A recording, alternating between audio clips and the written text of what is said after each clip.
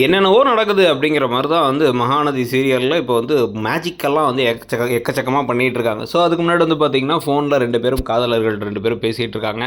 முதல்ல வந்து அந்த செக்ல சைன் பண்ணேன். அங்க போய் நான் வந்து எல்லாத்தையும் நான் தான் செஞ்சேன் அப்படின்னு வந்து இவங்க சொல்ல. சொன்னதுக்கப்புறமா வந்து இவர் சந்தோஷப்பட்டு அங்க போய் சூப்பரா எல்லாம் பண்ணியாமேன்னு அவர் பாராட்ட, உங்க அளவுக்கு இல்லன்னு இவங்க பாராட்ட, மாத்தி மாத்தி பாராட்டி தள்ளிட்டு இருந்தாங்க. அப்படியே அந்த அப்பள பிசினஸ்க்கும் வராங்க. இப்போ இடம் கண்டுபிடிக்கணும். எப்படி இந்த ஓனருமா ஒத்துப்பாங்கன்னு தெரியல அப்படின்னு எல்லாம் பேசிகிட்டு இருக்கேன். நான் மாமிகிட்ட பேசிக்கிறேன். நான் இருந்த போர்ஷனில் நீங்கள் வந்து அப்பளம் காய வச்சு அங்கே வந்து அப்பள பிஸ்னஸ் செய்யுங்கிறாரு இவர். அது எப்படி ஒத்துப்பாங்க? எங்கள் அம்மா ஒத்துக்க மாட்டாங்க, அவங்களும் ஒத்துக்க மாட்டாங்களே, மாமியும் ஒத்துக்க மாட்டாங்களேன்னு அதை நான் பார்த்துக்கிறேன் அப்படின்ட்டாரு இவர். அடுத்த நாள் காலையில் பார்த்தீங்கன்னா, அதுக்கு நடுவில் கங்கா வேற வந்து உனக்கு எதுவும் பிரச்சனை இல்லையம்மா அப்படின்லாம் வந்து கேட்டுட்டு இருக்கா. எதுவும் பிரச்சனைலாம் இல்லை அப்படின்னு சொல்லி அனுப்பிவிட்டாச்சு. ஆனால் அனுப்பிவிட்டதுக்கு பிறகு தான் வந்து பார்த்தீங்கன்னா, காலையில் மாமி ஷாக் கொடுக்குறாங்க. கதவை தரன்னு தட்டி உள்ளார வந்து உங்களை வீட்டெல்லாம் காலி பண்ண சொல்லலை, நீங்கள் வந்து அந்த அந்த போர்ஷன் எடுத்துக்கோங்க.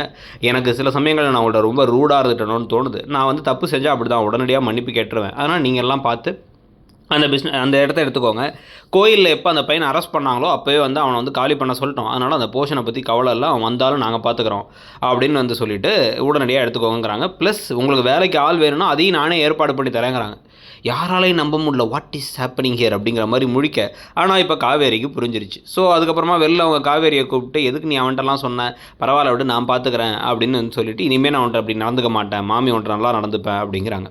ஒரு வேளை அவங்க ப்ரெக்னெண்ட்டாக இருக்காங்கிறத சொல்லிட்டாரா, என்ன பண்ணாருங்கிறது தெரியல. ஆனால் வந்து ஒரு மேஜிக் பண்ணிட்டாருன்னு கால் பண்ணி அவர்கிட்டயே சொல்லி சந்தோஷப்பட்டுட்டு இருக்காங்க. சந்தோஷப்பட்டு எல்லாம் முடிச்சதுக்கு பிறகு தான் வந்து பார்த்திங்கன்னா, இப்போ இந்த செக்கப் போகிறதுக்கு வந்து கங்காவும் குமரனும் கிளம்புறாங்க. குடும்பமே கொஞ்சம் ஷாக்கில் இருக்குது. கிளம்புறாங்க. கிளம்புனதுக்கப்புறமா இவங்களும் செக்கப்புக்கு போகணும். ஸோ, அதனால் இவங்க என்ன பண்ணுறாங்க, நான் வந்து அப்பளம் வாங்குறதுக்கு அப்பளம் செய்கிறதுக்கான பொருட்கள்லாம் வாங்குறதுக்கு ஹோல்சேல் கடைக்கு போகிறேன்னு கதையை விட்டு இவங்களும் கிளம்புறாங்க.